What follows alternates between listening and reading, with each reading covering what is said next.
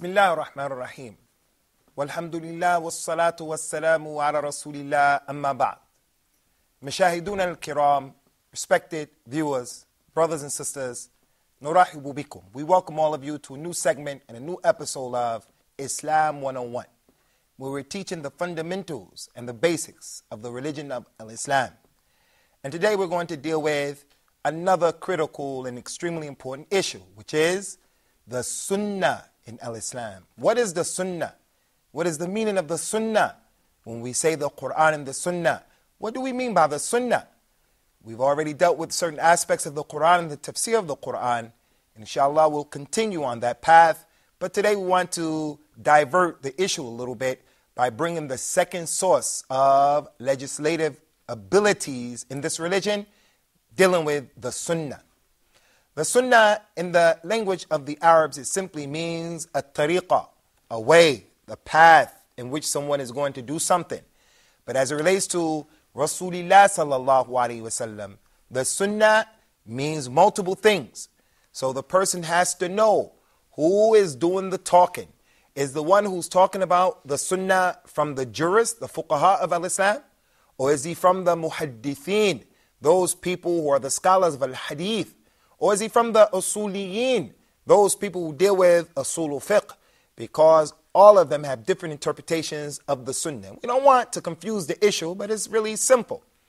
The Sunnah really means the statements of Rasulullah sallallahu alaihi wasallam and his actions and those things that were done in his presence. And he saw it being done and he gave his consent by either being quiet, by smiling at it, by saying it was okay, or by asking the people to give me a part of that thing that you did. So those three things constitute the Sunnah of Abul Qasim, Rasulullah Muhammad ibn Abdullah, sallallahu alaihi wasallam. So it is the statements of Rasulullah, sallallahu alaihi wasallam, like he said in an authentic hadith, Rakat al-Fajr, khayru min ad-dunya, wa ma fiha. The two rakat, the two prostrations, the two rakat that a person prays before he prays the morning prayer, the sunnah prayer, they're better than the dunya and what is in the dunya. So to pray those two rakat are the sunnah because it's from his statement and he encouraged the people to do it. So that's an example of his statement. As an example of his actions, Aisha radiyallahu anha, she said, كان رسول الله صلى الله عليه وسلم يصلي ركعتين خفيفتين قبل صلاة الفجر. Rasulullah sallallahu alaihi wasallam used to pray two short, light rak'at before the Fajr prayer. So that's an example of him actually praying that particular prayer. And number three, an example of the prayer being made and he allowed it to be done. He sallallahu alaihi wa ala alihi wasallam prayed the obligatory Fajr prayer, the morning prayer, with the group of Muslims in congregation. After the prayer, Rasulullah was exiting the masjid. He was leaving the masjid to see a man praying by himself. So Rasulullah sallallahu alaihi wasallam waited. He waited until the man finished the prayer. He asked the man, أَجُعِلَتِ الْفَجْرِ أَرْبَ رَكَعَاتٍ? Has the morning prayer been made to be 4 rakat? I prayed 2. Now you're praying 2 more? The man said, no, Ya Rasulullah. But when I came to the masjid, I never made the 2 rakats before the obligatory prayer. So now I'm praying them now after you completed your prayer. And Rasulullah sallallahu alaihi wasallam remained silent and he left the masjid. So the sunnah in this case is that the man prayed the 2 rakat of al-Fajr before the obligatory prayer that we're supposed to make it. He prayed them after the Fajr prayer, which goes to show that part of the sunnah is praying those 2 rakats if you miss it after the Fajr prayer. So that's the sunnah of Rasulullah sallallahu alaihi wasallam in the definition. So the sunnah once again consists of 3 things: the statements of Rasulullah sallallahu alaihi wasallam, the actions of Rasulullah sallallahu alaihi wasallam, and those things that were done in his presence, and he gave his consent by remaining silent, by smiling, by saying it's okay. Those 3 things are the sunnah. Also, the sunnah are those things that are opposite of what is an obligation. That's to the fuqaha of al-Islam, the Islamic jurists. The Fajr prayer is an obligation. But the 2 rakat that you pray before Fajr is not an obligation, it's the sunnah. So the sunnah can be the opposite of what is an obligation. You don't have to do that. That's the sunnah. But you must do this. This is an obligation. That's the meaning of the sunnah as well. So the sunnah has multiple meanings. The sunnah also can mean the aqidah or the ideology and the minhaj, the methodology that Rasulullah sallallahu alaihi wasallam brought. Right now, the Muslims, we want to return al-Islam to its former place of supremacy in the earth. We want the honor, the izzah, and the power and the might to return back to the Muslims. Well, there's a way about going about accomplishing that. We have to accomplish it according to the sunnah, and we have to be from Ahl Sunnah. The sunnah in this case means the correct ideology, believing in Allah correctly, and also the correct methodology, in that we go about bringing the Islamic state into existence the correct way, or adding on to our strength the way Rasulullah and his companions did, sallallahu alayhi wa ala alihi wa sallam. As it relates to that last aspect of the sunnah, the scholars of al-Islam, they used to write books like Al-Imam Ahmed wrote his book, Usul Sunnah, the fundamentals of the sunnah. And in that book, he's talking about the aqidah, the ideology, and the methodology that's correct of al-Islam. His son, Abdullah ibn Ahmed ibn Hanbal, also wrote a book, Kitab al-Sunnah. And in his book, the book of the Sunnah, Kitab al-Sunnah, Abdullah ibn Ahmed ibn Hanbal, he wrote about the issues of what we believe in, what is correct for the Muslim to believe as it relates to Allah and other than that. And we have a lot of books like that the scholars of al-Islam wrote. Sharh al-Sunnah by Imam al-Barbahari and other than that. So those are the definitions of the Sunnah. The most important definition as it relates to what we're dealing with here today is the Sunnah that consists of 3 things. The statements of Rasulullah sallallahu alaihi wasallam, those things that he said, the things that he did, and what was done in his presence, and he allowed it to be done. There is a misconception as it relates to the Sunnah that many people have, and we want to clear up this misconception. Some people believe if the thing or the particular issue is not in the Quran, then it is from the Sunnah. And it's up to you. You have a choice. You can leave it or you can do it. It's up to you. And as I said, this is a misconception. Because the Sunnah, the things that come in the Sunnah, the authentic hadith, the practices of Rasulullah sallallahu alaihi wasallam and his statements, some of his statements are an obligation and some of his statements are not an obligation. And that's why we have to get knowledge of the religion. Let not anyone think from amongst the Muslims or other than the Muslims that if Rasulullah said it and it's coming from him, then it's only the Sunnah. No, there are things that he said that are an obligation upon us to follow. He prophesied and told us that the Muslims are going to suffer from a lot of differing and a lot of infighting. So he gave us some advice as to what we can do to be saved. He says, sallallahu alayhi wa ala alihi wa sallam, alaykum bis sunnati wa sunnati al-khulafa ar-rashidin al-mahdiyyin min ba'di. Addu alayha bin nawajid. When the time comes, when the Muslims are disagreeing amongst themselves, they're fighting each other, there's a lot of conflict with the Muslims amongst themselves, not dealing with the kuffar, amongst themselves.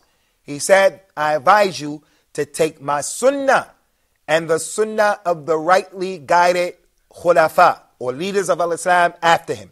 Abu Bakr, Umar, Uthman, and Ali, may Allah be pleased with all of them. So that hadith helps us to understand that during the time of trials and tribulations, it is not up to you. If you want to do it, you can do it. If you want to leave it, you can leave it. And you call that the sunnah?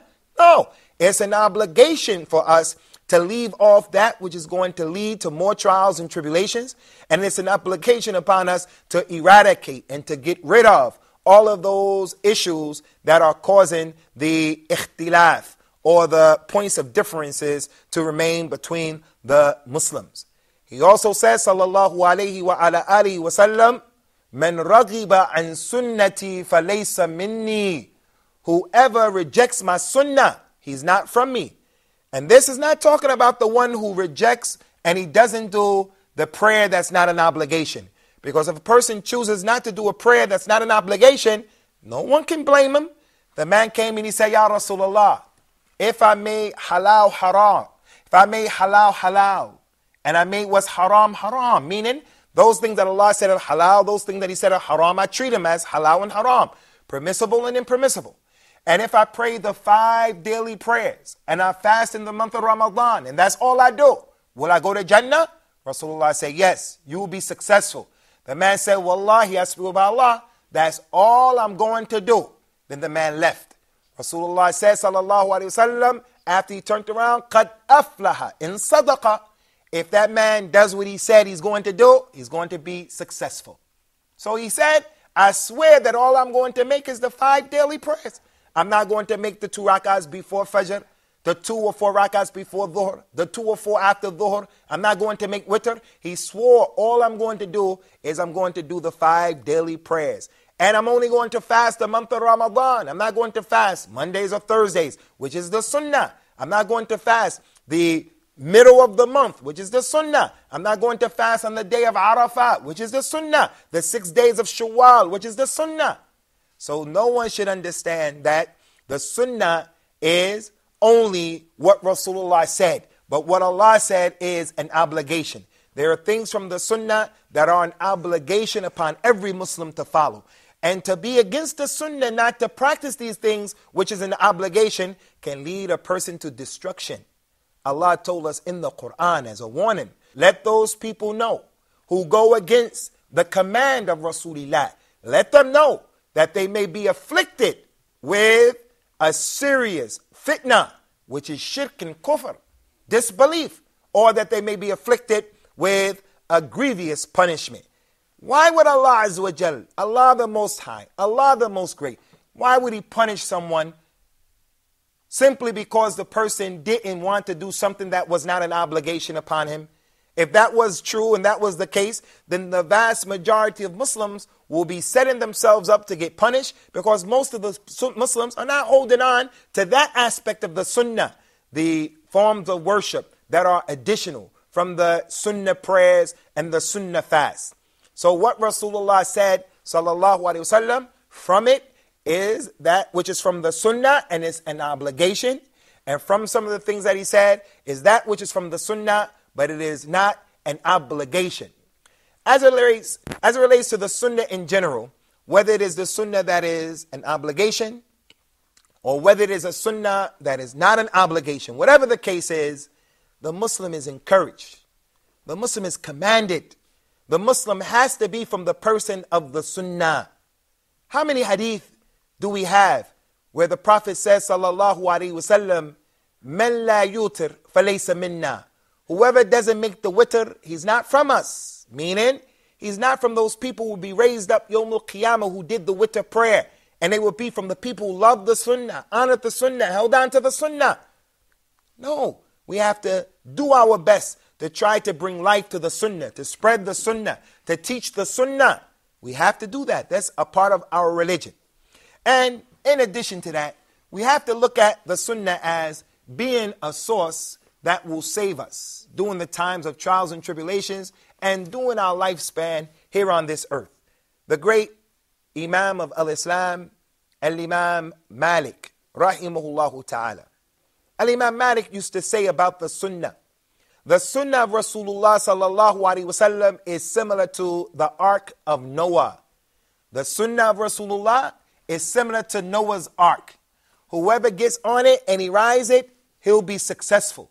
Because when the winds of adversity and the waves of fitna and hawa, the waves of trials and tribulations, when they're blowing all around the Muslim, when he rides the sunnah and he wraps himself up with the sunnah, he will be saved. We'll come back inshallah and we'll continue this most important issue concerning the sunnah of Rasulullah sallallahu alaihi wasallam. And may Allah make us from Ahl Sunnah. Islam 101.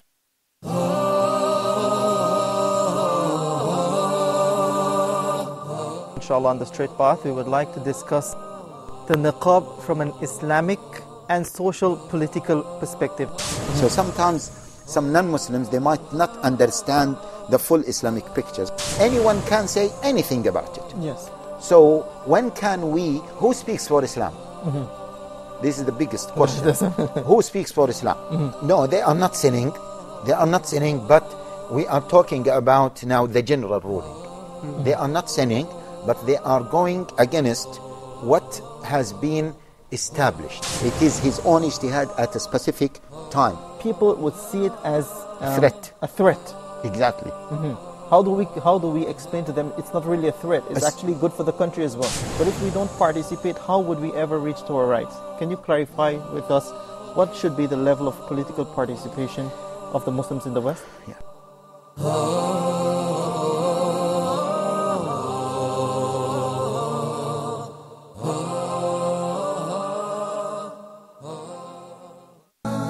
Islam 101. Welcome back, dear respected viewers.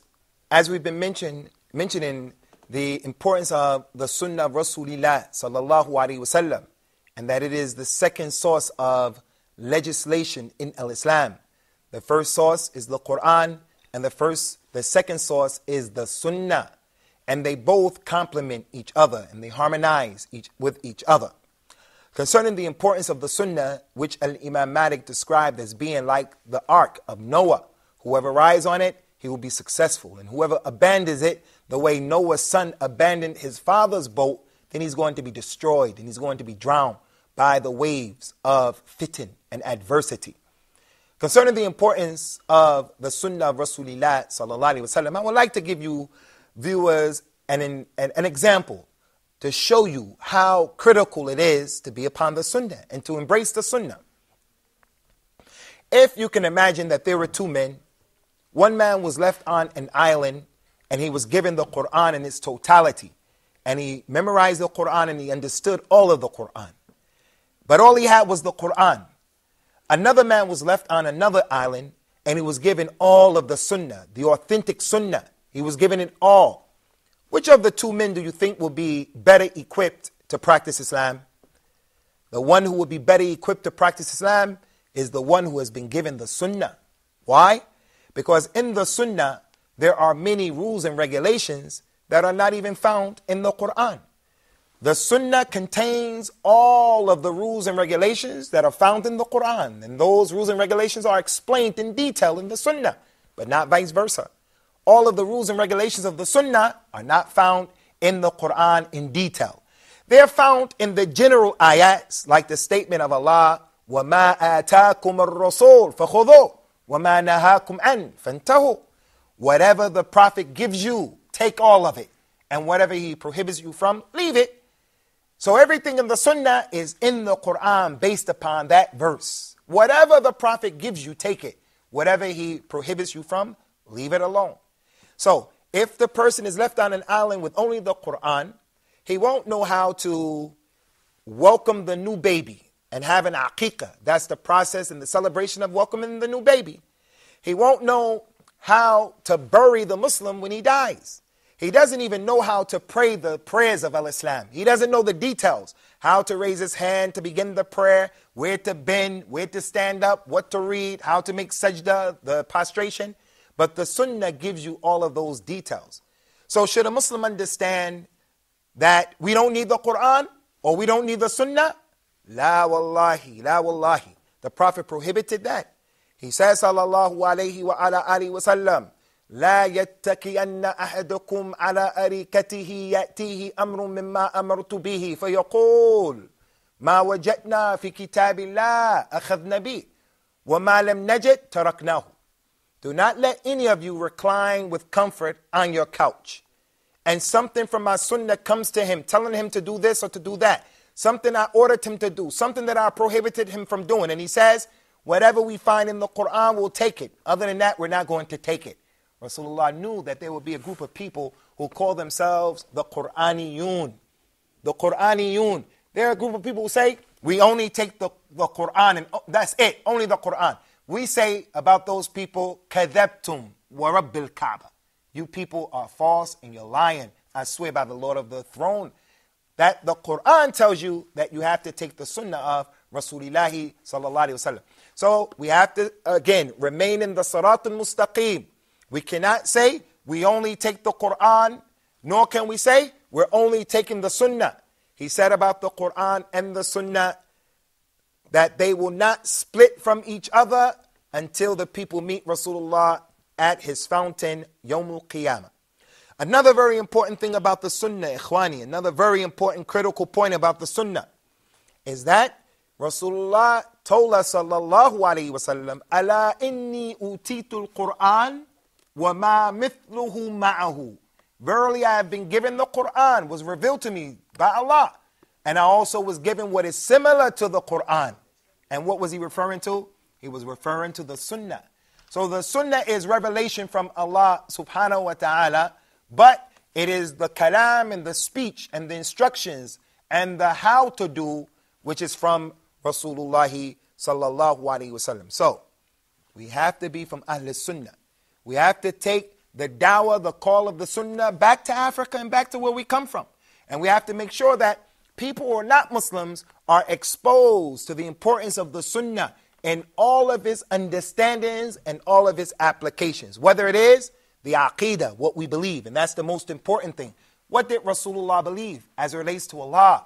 Where Allah is and where Allah isn't.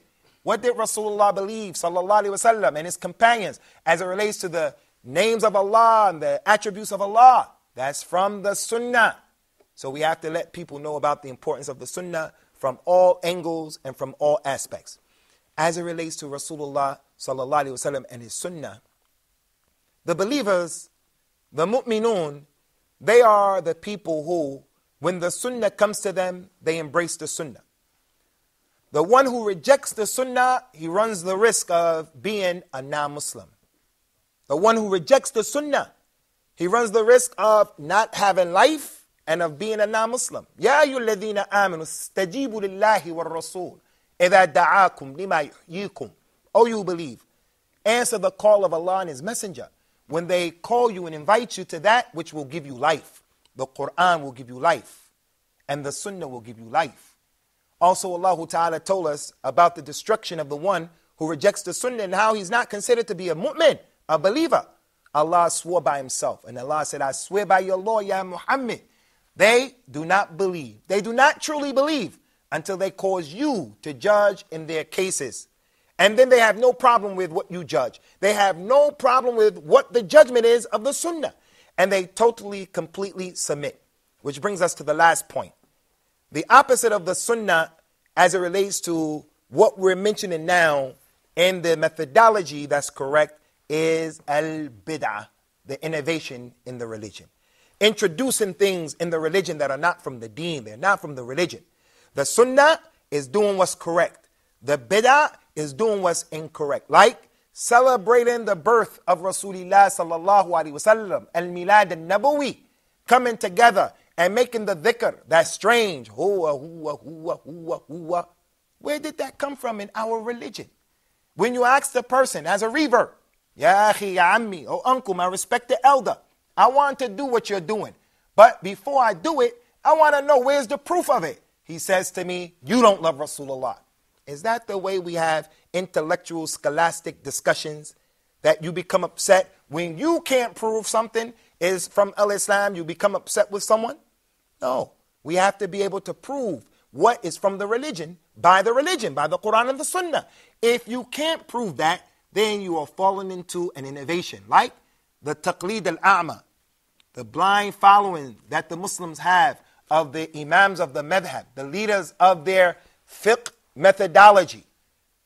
So I only take what Imam Malik says, and that's it. That is an innovation and something that Imam Malik was against.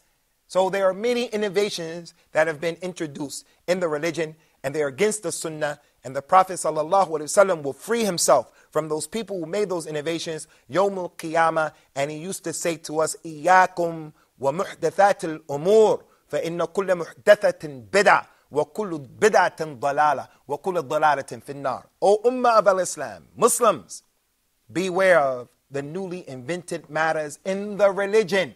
As for a watch, as for a car, as for a microphone, as for the camera, as for the studio, as for the tables like this, that's not from the deen. No problem. Beware of innovations in the religion.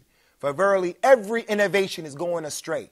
And every going astray leads to the hellfire. If it's from the religion, you should be able to prove it. And celebrating the birth of the Rasul ﷺ is not from the deen. Celebrating Mother's Day is not from the deen. Father's Day, not from the deen. Easter, Christmas, not from the deen. All of that are innovations in the religion, and the Muslims should avoid them. So we're going to stop here, inshallah, give the opportunity to some of our brothers and our guest, Nick, who's coming ever so closer to Al-Islam. Ever so closer to Al-Islam, inshallah. Anyone has any questions? Tfaddal ya akhi, Salih. What is the difference between the Sunnah and the prophetic tradition, Hadith? What is the difference between the Sunnah and the Hadith of Rasulullah sallallahu alayhi wa ala alihi wa sallam? What is the difference? The Sunnah can be the Hadith, and the Hadith can be the Sunnah as well. They can be mutaradifatan. They can be synonyms for each other.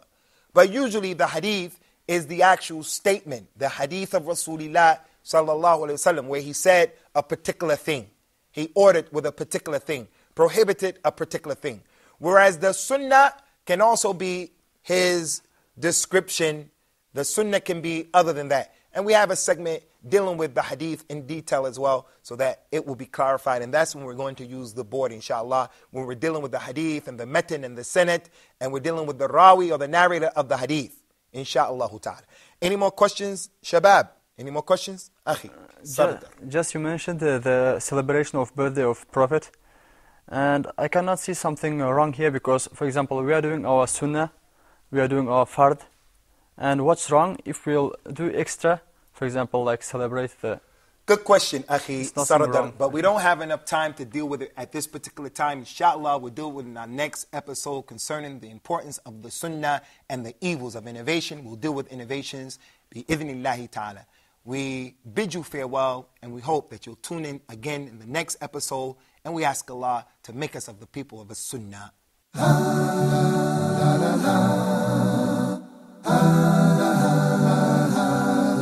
Islam.